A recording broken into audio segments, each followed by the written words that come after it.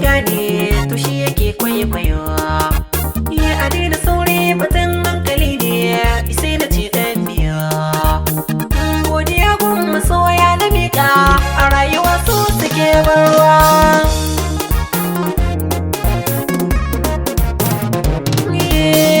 Kaga komai nufi ne na Allah na riga na faɗa. Alisho ne da baiti gare ku gashi zan shimfiɗa. Kaga kura ake baiwa nama shi kurege gada. Inda rai kun ga zancin maburi a tafiyar zaniyo zantuwa.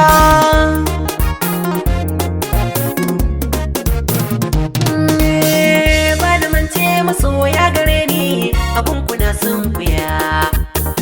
Addu'a kun iyaye na samu a dole ne tutiya. Ya ta'ala ka min tallafinka na kauda duk makiya.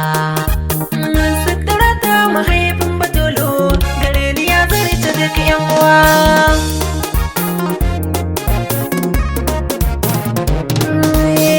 Shahara sanadi na asali a rinka jina gare. Masu so su yi jina tsara waka ku kara din uzuri. Addu'a ne nake so gare ku da tsallake haɗari. Rayuwa dole sai ka wahalta a hankali sai ka zama kainuwa.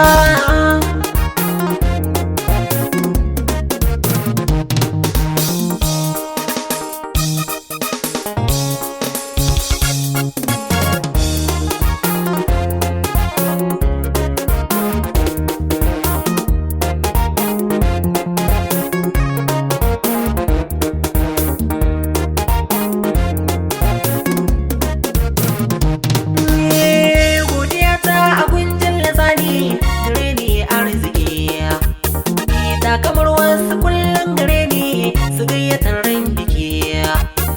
Da amarya da ango na wake na sa su sanyin jiki. Su nishaɗi gaba na su dara su daina yin dukkanin damuwa.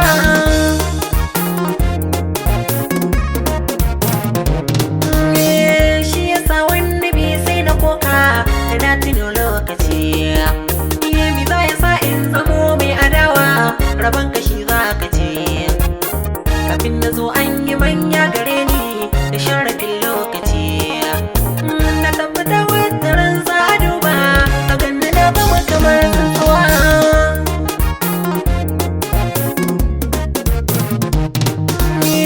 Kar ku ce mini sarki a waka ba za ni so haka ba. Zamani tsallake yi wa bawa ba wanda zai maka ba.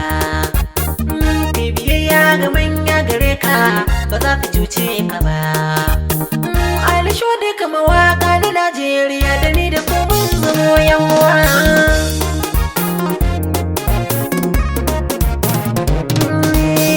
Nura Kano da kauna gare ni ba za ni yashe ka ba. Tafiya ta da kai da amana ba za ni soke ka ba. Ka faɗi rabbana za ni kama da sha zama nan gaba.